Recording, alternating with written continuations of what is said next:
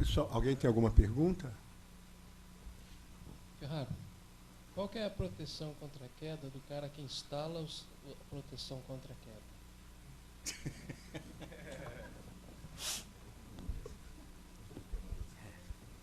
Não, é bem engraçado isso, mas é bem pertinente.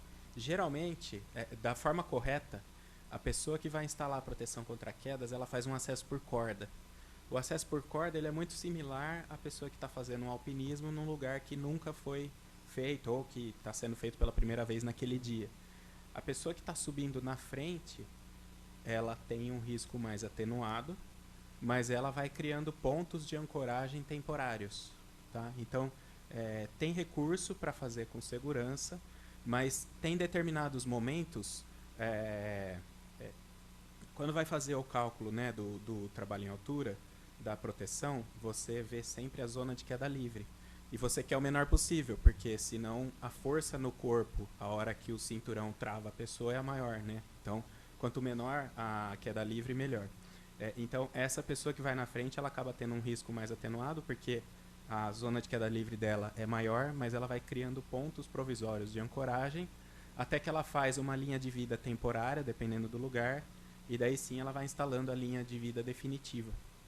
E depois ensaiando a linha de vida definitiva. Também ao Luiz, sobre o uso de drone, mesmo ele tendo referenciamento, é possível fazer medições no subsistema de captação, por exemplo? Medição elétrica ou não? Não, medição de distância sim. mesmo. Tem vários recursos. Dá para fazer medições, sim. Um deles é um recurso que dá para fazer até com o celular em coisas menores, né? Que você tira várias fotos em determinados ângulos e existem softwares que depois eles pegam essas imagens, juntam com o georreferenciamento e tudo mais e criam uma nuvem de pontos, tá? Estava até conversando com o Barbosa sobre um recurso desse, justamente para você mapear o telhado de algo que não tenha um projeto, que não tenha nada disso. Mas é possível.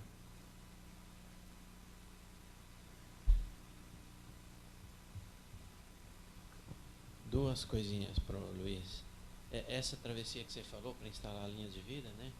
Engenharia de segurança, a gente fala que é a primeira travessia. Por que é a primeira? Porque é mais perigosa. É o cara exatamente que vai levar as ancoragens, o cabo inicial. Então todo mundo ali tem consciência que esse cara está fazendo um trabalho perigoso, que como não existe outra condição de ser feita, tem que ser feita desse jeito. Então existe todo um suporte ali de volta, de pessoas, de amarrações, para que se acontecer o pior, esse cara não sofra com isso, né? E muito também a questão de usar o cinto com amortecimento, né? Porque por menor que seja a queda, 3, 4 metros, se for aquele cinto rígido, ele pode quebrar a espinha do cara. Ou com amortecimento isso já não acontece. Obviamente que é um cinto muito mais caro, né? Mas é um modo de preservar a vida da pessoa, né? Agora, com relação ao drone, desculpa, a segunda, nós também fizemos diversas aplicações do drone, usamos na prática, né? Eu, no início, quando a gente investiu nisso, eu imaginei que o ganho de tempo fosse muito maior do que ele ocorreu, na verdade. Depois é que eu percebi, depois de quebrar muita cabeça, que o ganho, na verdade, não foi tanto em tempo nem financeiro, foi em risco, de não precisar mais do treinamento e as revisões anuais de treinamento, de ter que montar linhas de vida provisórias, e isso sim trouxe um ganho muito grande, né? Mas esse ganho não foi pleno, por quê? Porque não é só a inspeção visual, depois você tem que olhar os BEPs, os BELs, onde é que está o sistema elétrico, e esse tempo também faz parte dessa composição. Então você ganha em parte do serviço. O maior ganho, redução de risco das pessoas. Esse que eu achei que foi o maior e o melhor, sem dúvida. Quanto ao cinto, tem dois detalhes. Na verdade, o que absorve a energia no corpo da pessoa não é aquele amortecimento, não. Aquele lá é mais um conforto de uso mesmo. E no caso de uma queda, esse amortecimento ele evita ali, quando a pessoa fica na queda, né, até ela ser resgatada, esse amortecimento ele previne alguns maus que podem acontecer na pessoa, por fluxo de sangue e tudo mais. Então, aquele amortecimentozinho do cinto, ele não está lá para absorver a energia da queda. Quem faz essa função, no fim das contas, é o absorvedor de quedas que está no talabarte ou na linha, depende do acesso. E quanto à eficiência do drone, com certeza, na parte, eu falei só de um pedacinho da inspeção, né? A gente tem todo o resto ali, as medições de continuidade que a gente realiza, inspeção de aterramento, tudo isso o drone, ele não traz benefícios, né? Exceto casos muito raros ali, ele pode trazer algum benefício. Mas no meu caso, na parte, nos locais onde eu utilizei para fazer a inspeção, eu imagino que se eu fosse fazer com o mesmo detalhamento que eu fiz sem o drone, ia ficar uma semana preso ali. Então, no meu, só falando da captação em si. Por exemplo, aquele caso do condomínio, né? Eu imagino que naquele condomínio, que não seja aquela inspeção que o cara abre o alçapão, sobe, dá uma olhadinha, fecha o alçapão e vai embora, né? Fazendo a inspeção em toda a borda de cada prédio, eu imagino que ia uma semana de trabalho ali, tranquilo, ou os 3 dias. Né?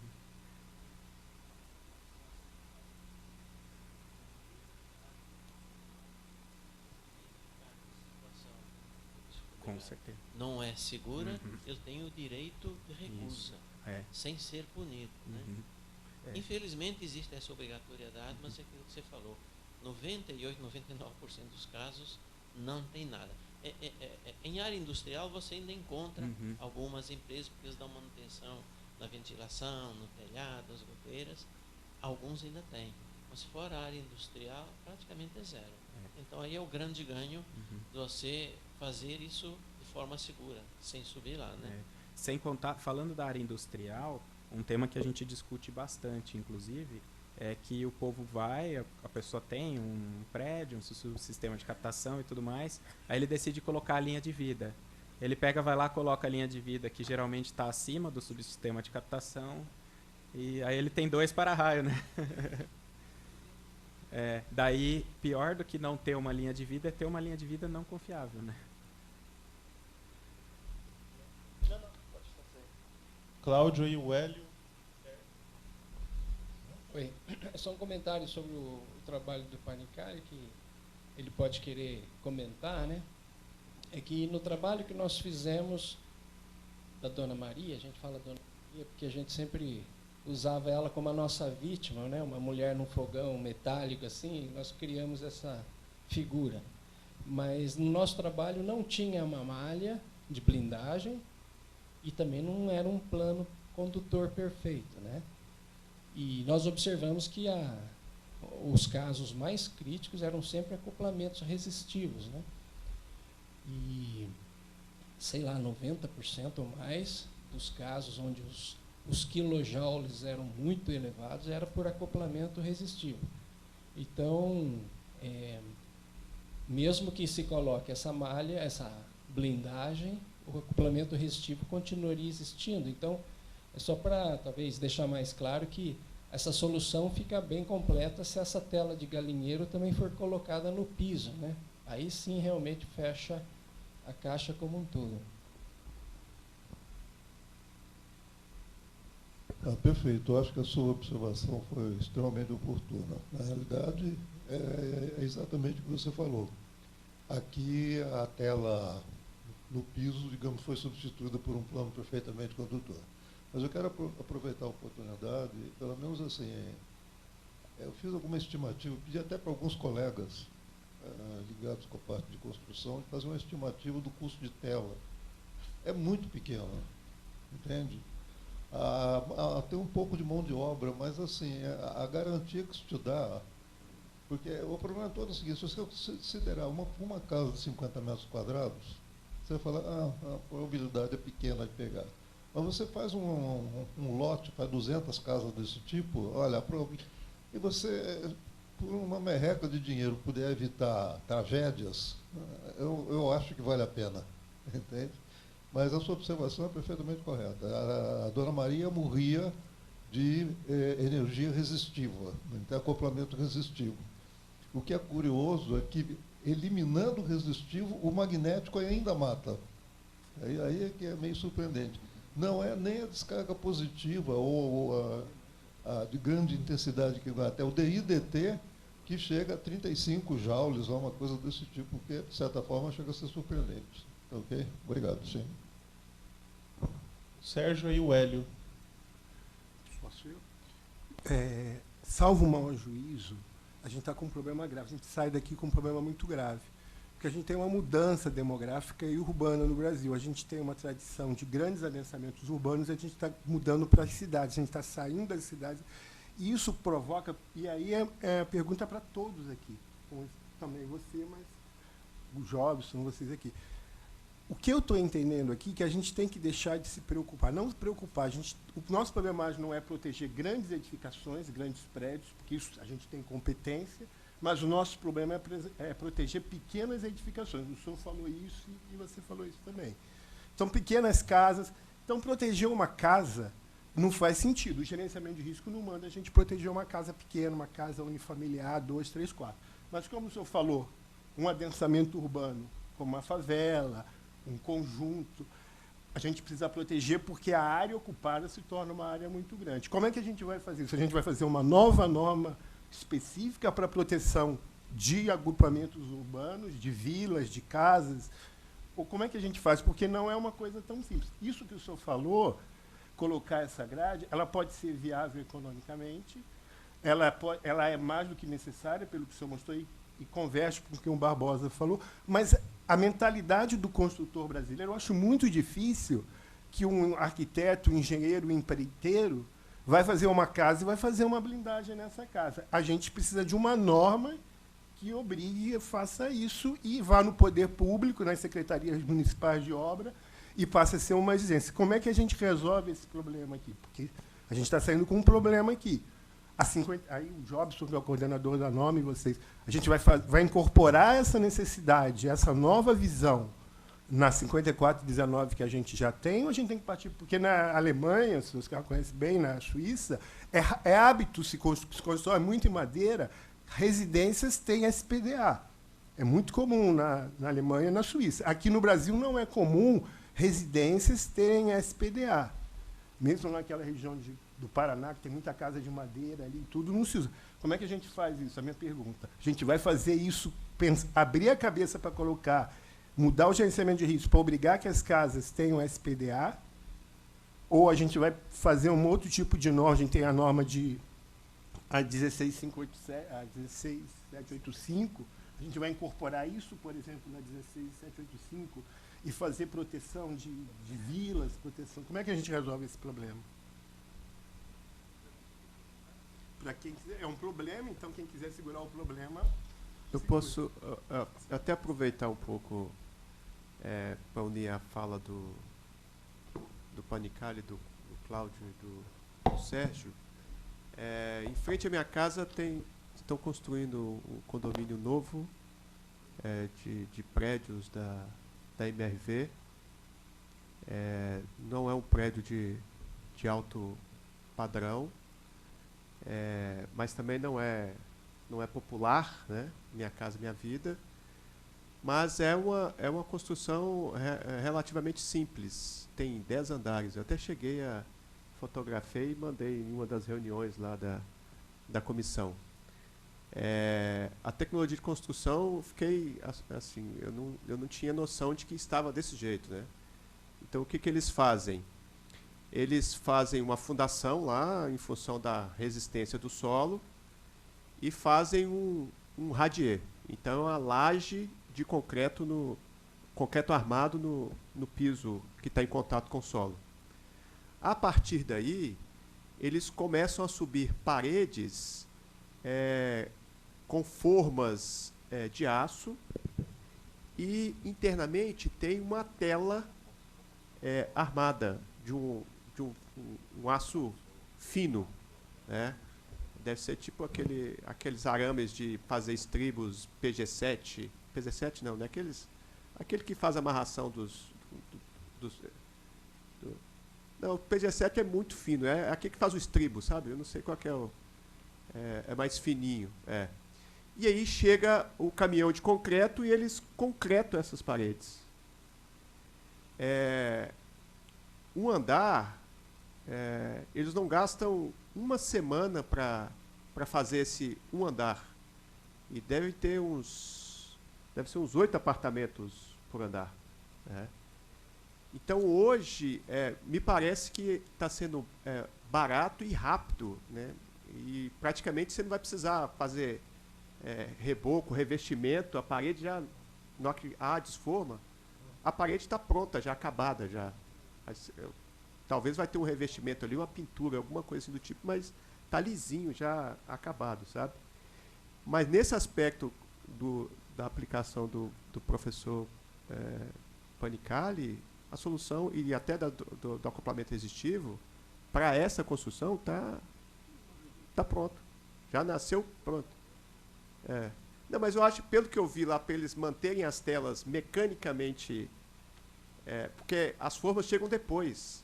As telas é um plano só de tela. Elas ficam todas, os quartos, todos montados. Antes, só depois que eles chegam com as formas. Ou seja, para elas, mecanicamente, elas ficarem nessas posições, eu acho que eles já mal. E para esses acoplamentos, para os valores, eu acho que de corrente não deve ser algo importante, né? Eu acho que só essas amarrações devem ter jeito. Então, parece que a tecnologia hoje da construção civil, pelo menos aqui no Brasil, é possível já nascer dessa forma, sabe? De repente falta talvez, se bobear ainda, a MRV vai colocar um SPDA externo nessa estrutura lá, sabe? Por falta de conhecimento. Então, acho que está faltando chegar a informação onde ela precisa chegar, no caso de construtoras e afins. Eu queria fazer um adendo nessa afirmação do Barbosa. Eu não sei se eu não entendi direito a sua colocação, Sérgio, mas, na realidade, eu acho que o Barbosa deu uma saída para um problema grande. Né? Ele deu a saída específica do prédio lá, de 12 andares, 10 andares, etc.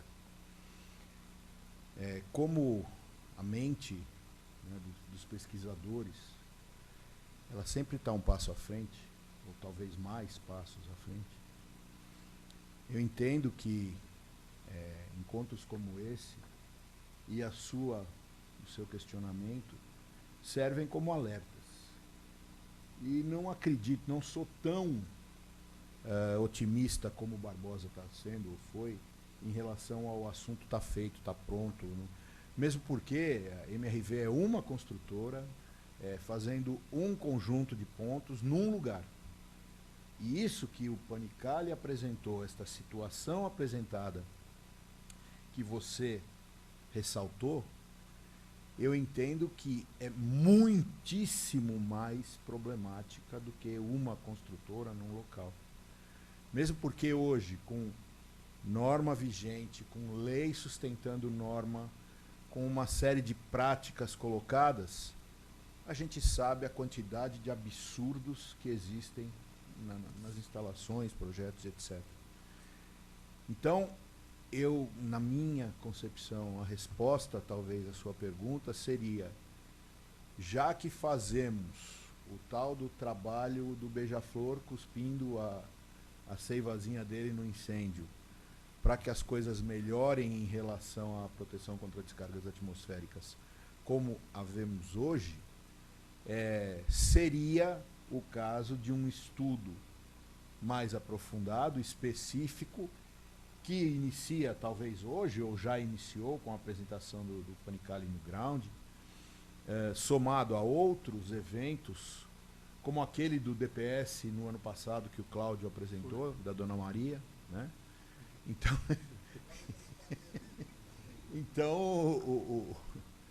eu acho que são assuntos a serem tratados e que, com todo o pessimismo possível, talvez os nossos netos resolvam.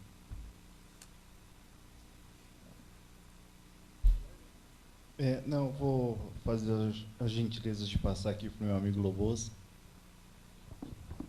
Boa tarde, é Wagner Lobosco.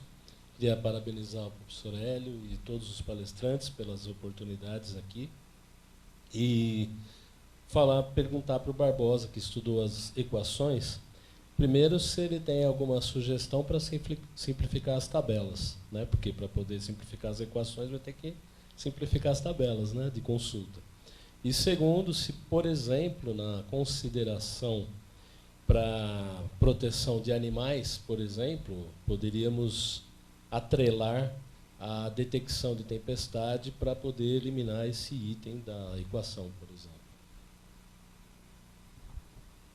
Bom, não, esse trabalho das tabelas realmente é um desafio, né? Então, ali há a proposta de integração de alguns parâmetros em apenas um, e aí esse trabalho precisa ser feito, quem sabe eu apresento no ILSD 2024. A questão dos animais é um desafio, né? As soluções podem ser similares à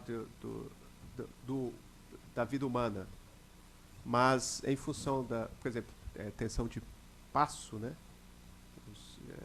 O passo sendo maior,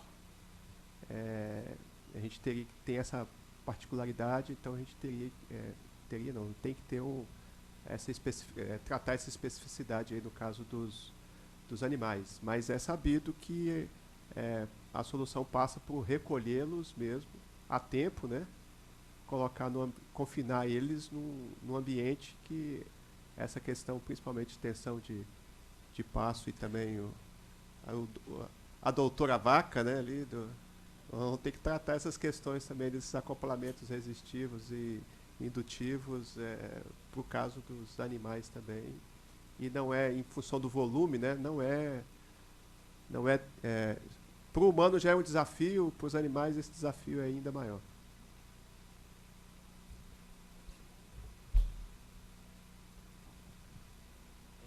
São 3 questões que eu vou colocar. É para economizar.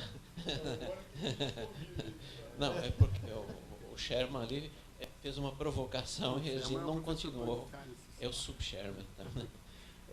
A questão que você levantou de, por exemplo, como proteger essas casas simples, é óbvio que o gerenciamento de risco não passa. Até casa de luxo, o gerenciamento de risco não passa, né? Então, minha proposta é ter um anexo para quem quiser, como o Panicali sugeriu, essa casa não passou no gerenciamento de risco, mas eu quero proteger e quero segurança. Aí tem um anexo, o cara de livre espontânea vontade vai e usa o anexo. Lembrando que a gente não deve obrigar. Se você for no gerenciamento de risco e fala que não precisa, eu já chuto o balde, né? Mas vai ter um dado momento que o cara fala, não, eu quero que essas casas que eu estou construindo tenham uma segurança boa e tenha critérios mínimos dentro da norma. Então, a proposta seria desenvolver esse trabalho, né? Com relação ao tipo de construção que o Barbosa falou, gente, não parece que está fora da nossa realidade, mas a engenharia civil tem evoluído muito tecnologicamente. Tem coisas que se eu for falar aqui para vocês vão ficar de boca aberta, né? Como, por exemplo, construção com isopor. É uma realidade? É uma quantidade grande? Não. É uma coisa nova que apareceu há pouco tempo e depois de pronta, você não sabe se é metálico, se é madeira, se é isopor.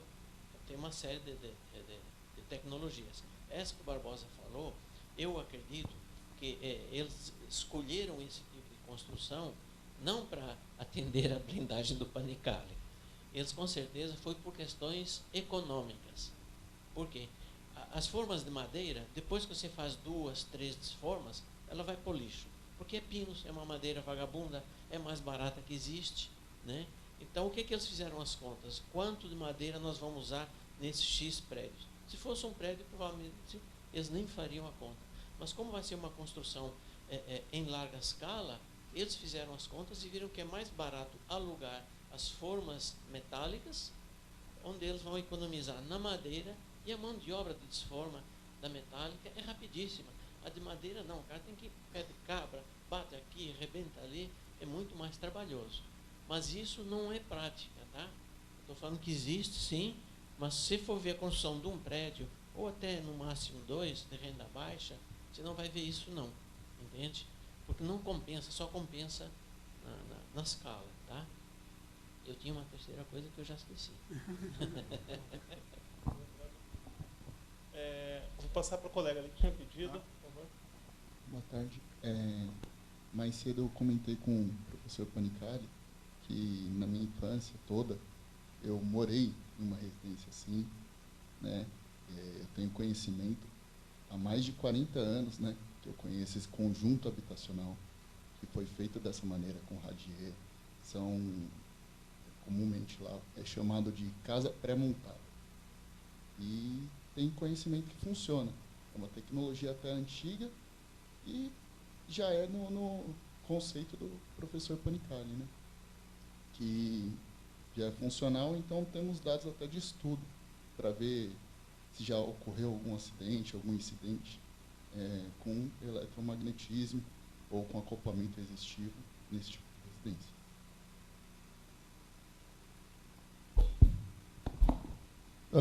Excelente a sua observação. A pergunta, só para complementar, porque realmente para funcionar essa blindagem é preciso que exista um número mínimo de pontos de contato entre as várias superfícies, né?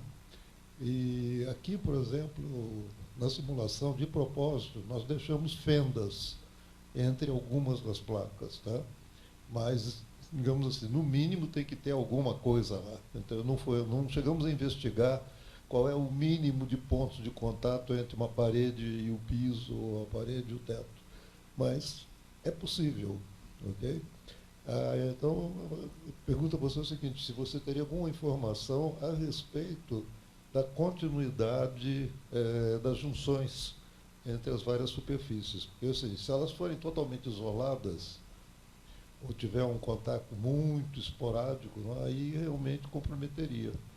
Mas, de qualquer maneira, digamos, se você já está, tanto com o que o Barbosa falou como o que você está falando, se você já tem construtivamente essas telas ali, digamos assim, não perca a oportunidade, una em pelo menos em alguns pontos e você já ganha uma tranquilidade muito grande, entende? Salvando vidas é um negócio interessante, né? Eu acho que vale a pena.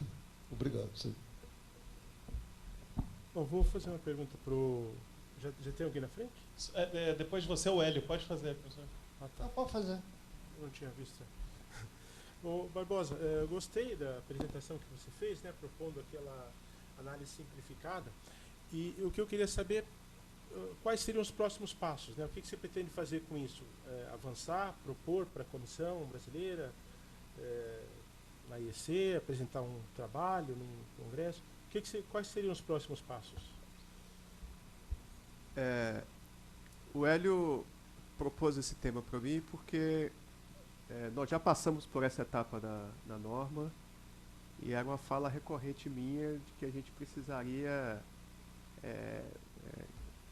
fazer que seja ter duas opções, né? A opção completa e a opção reduzida dessa análise de risco.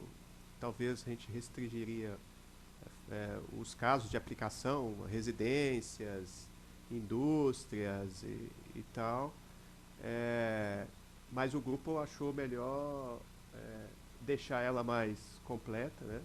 Algumas coisas foram acatadas, por exemplo, a questão da frequência de dano já está na proposta, já passando por essa etapa.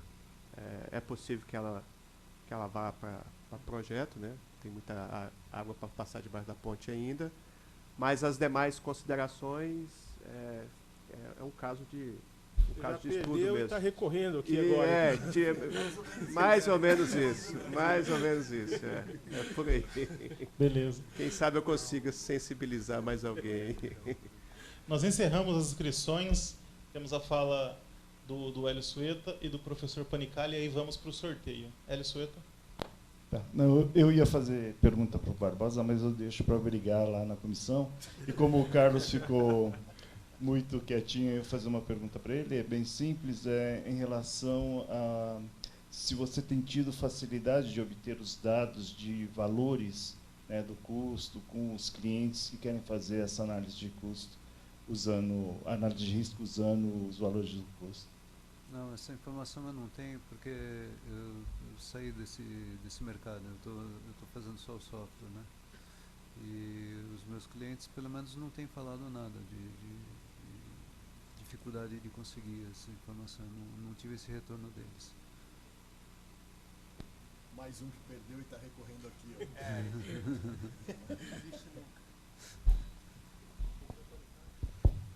Barbosa, a pergunta é a seguinte, uma coisa que me surgiu nesse momento. Nós estamos já com quantos anos da 62.305 atual?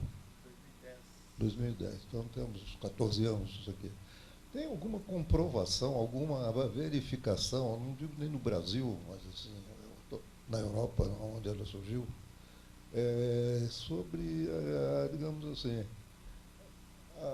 o rigor com que ela se aplica, os resultados obtidos correspondem às estatísticas que foram feitas? Existe algum estudo desse tipo, de validação daqueles conceitos de norma da 62.305 para análise de risco?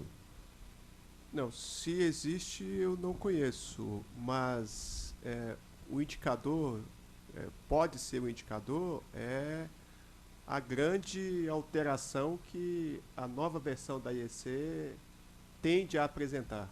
Então, a gente já tem acesso à revisão da edição 3 da IEC 62305 e o gerenciamento de risco está sendo bem modificado, bastante, por sinal, modificado. Perfeito. E o atraso já era para a IEC 62305 já ter sido publicado, e o atraso se deu principalmente pela discussão desse gerenciamento de risco, a falta de consenso na hora de se estabelecer essas alterações, essas modificações. Então, eu acho que pelo grande volume de modificações, a drástica modificação que vai ocorrer, e essa não convergência nessas modificações, sugerem que a coisa não está redonda, não está certinho, vai exigir essa grande modificação. Eu só acrescentaria esse comentário seu, é o seguinte, até pegando carona no que foi falado aqui, as tecnologias em geral, de construção, de equipamentos, de tudo, está mudando numa velocidade absurda, entende? Na medida que você passa a ter um mundo em que a eletrônica está dentro da caixa de fósforo, você acendeu o fósforo, o cigarro, você precisa de algum programa, alguma coisa meio louca, e cada vez mais, isso daí trabalhando com tensões cada vez mais baixas, entende? E mesmo esquecendo o aspecto de vida, de segurança pessoal, de certa forma, você pegar uma fábrica totalmente automatizada e desligar aquele negócio por causa de raio, entende? É um negócio muito complicado, muito complicado. Muito obrigado. Então. Só complementando aí, no ano passado, tanto eu como o Danilo falamos da diminuição do gradativa que está havendo do número de acidentes com mortes no Brasil. E provavelmente um dos fatores é a adoção da norma. A gente não tem um estudo duplo cego para fazer sobre isso, mas está tendo uma redução gradual. Por raio. Bom, acho que, eu não sei se a gente passar para a mesa, fazer o fechamento para a gente começar o sorteio. Tá. Bom, obrigado, Danilo. Com isso, então, a gente encerra nessa sessão. Acho que foi uma discussão muito interessante. Gostaria de parabenizar todos os palestrantes, né, agora do período da tarde. Acho que foram palestras muito boas, que geraram uma discussão bastante interessante, assim, polêmica, né, em alguns casos, como a gente viu. Mas eu acho que a sessão claramente mostrou trabalhos que contribuíram, né, para o desenvolvimento dessa área, que aqui no Brasil é uma área muito quente, né? Raios representam um problema muito grande, tanto em questão de mortes, acidentes, como desempenho de linhas, né, transmissão, distribuição. Então é um tema que está sempre em evidência, e esse evento acredito que tenha contribuído, né, para essa discussão. Com isso, então, a gente encerra, né, e passamos agora para o sorteio, né?